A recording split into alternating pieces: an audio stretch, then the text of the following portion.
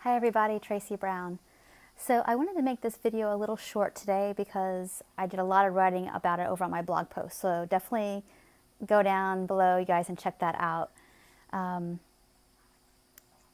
So what I'll say about what our beliefs and our ethics and our morals are around food. And today's conversation is not about veganism. It's more about I definitely had clients and readers wonder about well, how does not wanting to participate in the way maybe companies make their food and what they put in our food and stuff like that.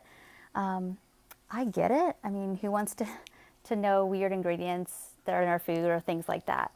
And the reason I'm not meaning to come off nonchalant about it, but what I do know is that for our purposes, as becoming an intuitive eater, as becoming someone who is maybe working your way out of oppressive and fearful systems around food, that putting yourself into one makes it kind of hard to get out of the old one at the beginning of this. So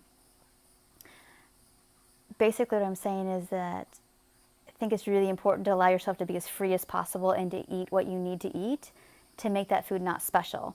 And that doesn't mean that I don't care that and I'm not saying that you should have Twinkies for breakfast and Dippin' Dots for lunch and Doritos for dinner.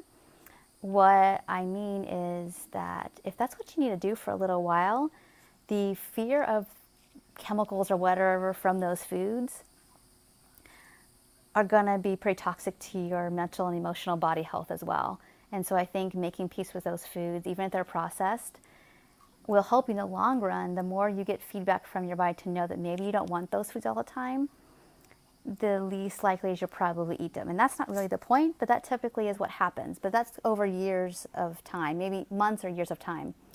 And in the meantime, I still hear you, I don't want to participate in people who put high fructose corn syrup or whatever in certain foods. And I get that. They're getting rid of that in most foods. But it's one of those things if it riles you up not to eat something and then to eat something that you don't like, then that kind of defeats the purpose of eating from full satisfaction as well. And so I know this is just a dilemma that maybe some people have. My stance on it may be unpopular, but it is to temporarily, just like with weight loss, suspend that in your life long enough to get a good foothold with intuitive eating and what your food preferences are.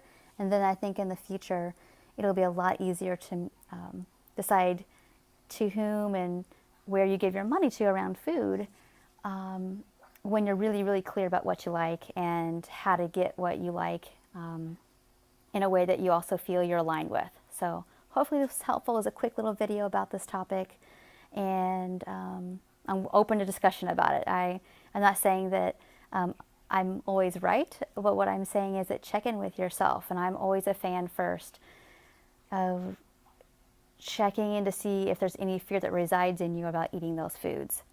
Because I think the long-term fear about certain foods does us way more harm than actually eating the food. All right, thank you.